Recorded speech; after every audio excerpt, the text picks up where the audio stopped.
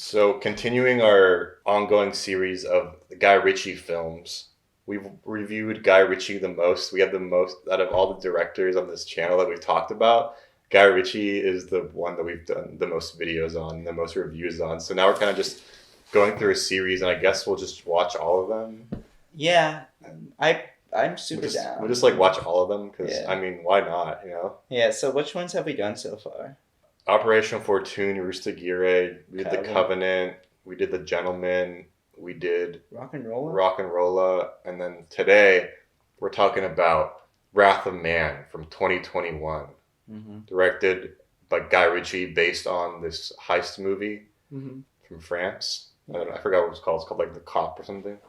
One thing to note, dropped in the middle of COVID. Yeah, it dropped in 2021. Like I saw it in theaters though when it came out. I saw it and I fucked with it. I meant to watch it, but it was just kind of like in that COVID era, you know? Yeah. I saw it in theaters back in 2021. I think it was like May, June, and then we just rewatched it now, and I think I liked it more on the second time. Really? Yeah. It's good. There were parts of it that I really thought were really clever. The way the story reveals itself to you Mm. over the course of the film, I thought was really fun and really played to its strengths there. Yeah, Wrath of Man starring Jason Statham, Josh Hartnett. The guy from Mindhunters, Yeah, the guy from Mindhunter. Scott Eastwood.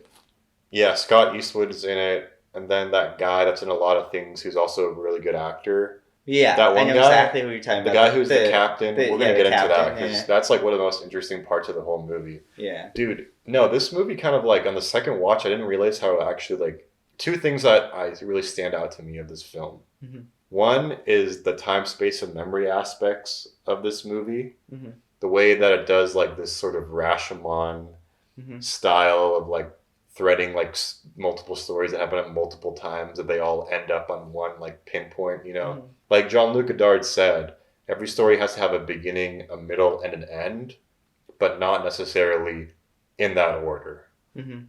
And that's what Guy Ritchie does here. He does this sort of Reservoir Dogs type beginning. Like he has like three different stories that connects into one big story. And at first you think you're following you're just going to follow Jason Statham and he's going to like, joining this cash moving company in downtown LA that protects banks' money, like the transport of that. And they're very, it's a very dangerous job because they get robbed. A lot. They get jumped a lot in LA. Yeah. Yeah, they get jumped a lot in LA, and the person that Jason Statham is replacing died in a heist gone wrong type situation, kind of like in the beginning of Heat. Mm-hmm. Same type of situation. Oh, it's exactly like Heat. Gave Yeah. me Heat vibes. Yeah. And you kind of think you know who this character is. Like one, you think you're like, okay, I already know. Like he's just pretending to be like a weak or meek guy. But you know Just he's badass. Yeah, you know he's badass. You're just waiting for him to open up that badass can, and then you're gonna think you're gonna have this crazy like action movie. What it does, it's like after he reveals that he's like badass, the story like of that like kind of ends, and then you get this whole like backstory of like him and shit like from like the beginning, and then you have like three different storylines that intertwine, and that's like the first thing, the time, space, and memory aspects of it. Like this story that moves around in time and place and. Mm-hmm.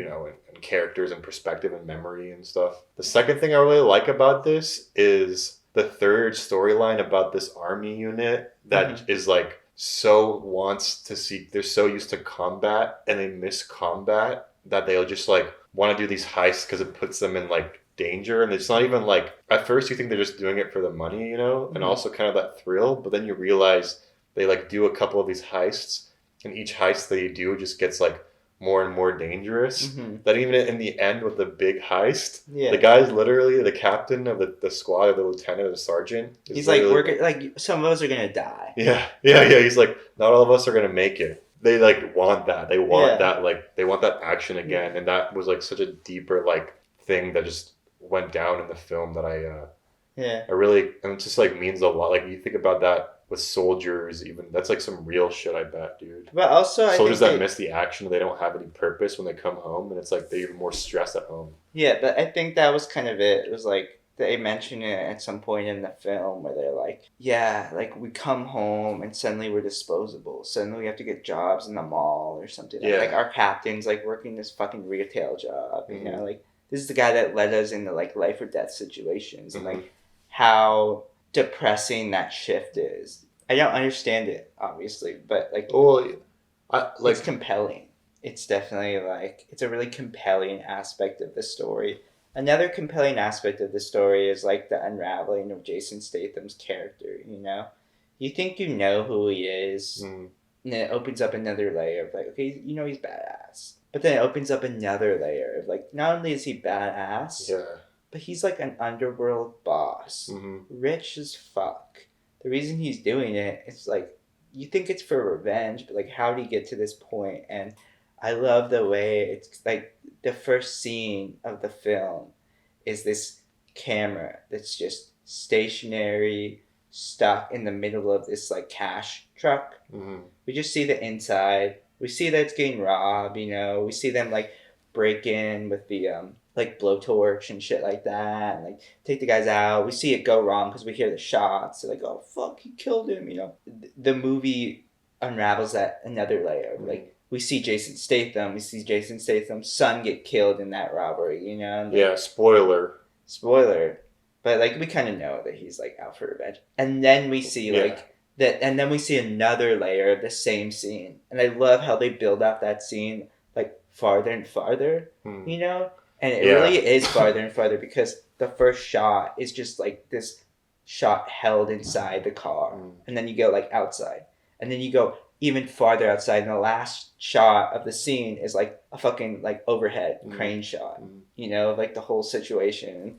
I love the way like that plays out, and you unravel a lot with the story. I thought that was really good. I told you it reminded me of like, obviously not as well done as Park Chan-wook's Handmaiden, which I love. It might be one of my favorite films, but it is along the same lines of the storytelling. The storytelling structure. Yeah, it's similar, but I think this is one of his best storytelling. The storytelling in this is like some of his best work. For me. And also I think it's kind of similar to a lot of different groups of people, and then he throws them together. Like, how do they all interact, and like how do they all like come together in a certain way, and all these different storylines like are entangled. Yeah, but the dialogue is still that sharp, snap Guy Ritchie, like, why don't you worry about putting your asshole right in your asshole? Back in your asshole. Your asshole back in your asshole. He's like, dude, suck my dick, man. He's like, why don't you suck your own dick? And I just, like, love that shit. But this is Guy Ritchie's most serious movie. No, I think Covenant is his most serious movie. Yeah, that and Covenant. But this one is, like, really serious, and it actually is really dark, too. And, like, the whole thing with the son's death, and right after he finds out about his son's death, there's that shot of him walking. Oh, my God. Dude. Thing is, like... Yeah, that's so sick. And it goes into slow motion. And dude. Yeah. When he goes on the tear to, like, find... You know, just to, like... Oh, yeah. He's trying... So he's an underworld boss, and he's trying to get information of, like, who planned this heist, who did this heist, right? And so he's like going on a tear through the underworld, killing all these other gangs, all these other gang bosses and stuff. Yeah. And there's a scene where it's like, we both turn to each other, we're like, dude, Guy Ritchie watched Too Old to Die Young.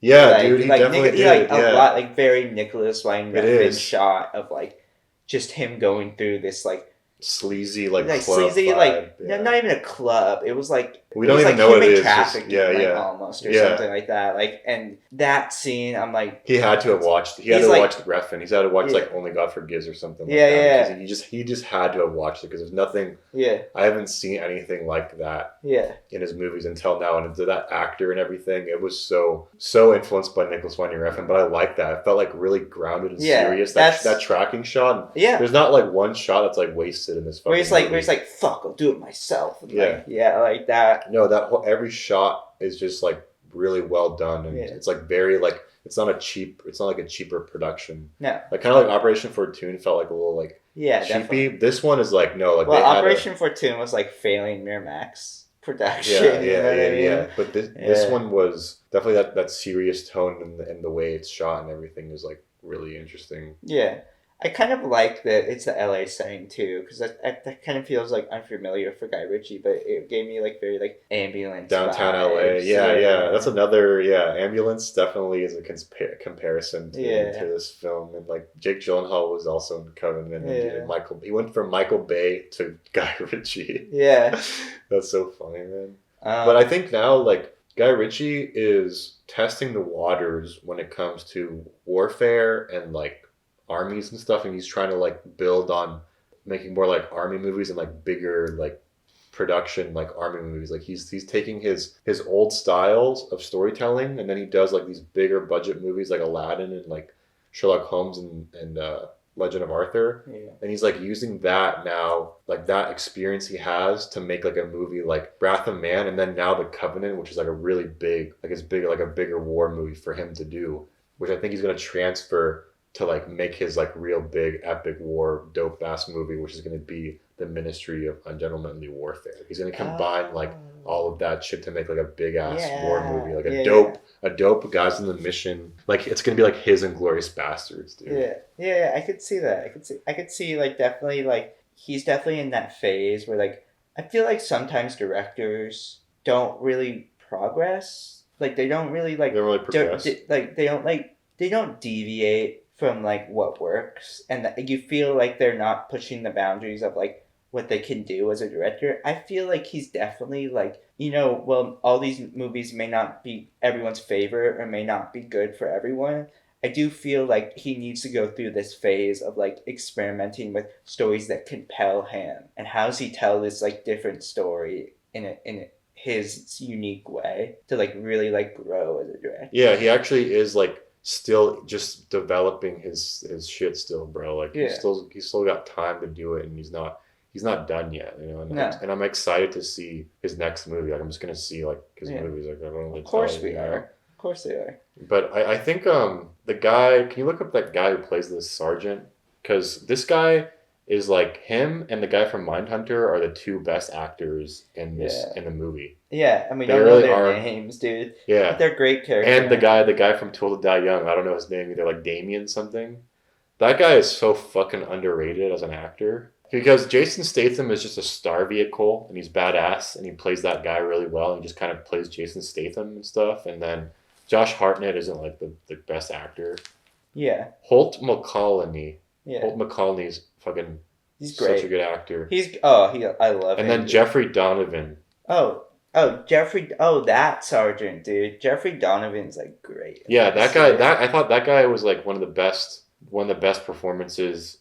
Like the most serious actor, and then the guy from Mindhunter, Holt McCallany or whatever. Yeah. And then that guy, what's his name? Yeah, Babs Ulusamacum.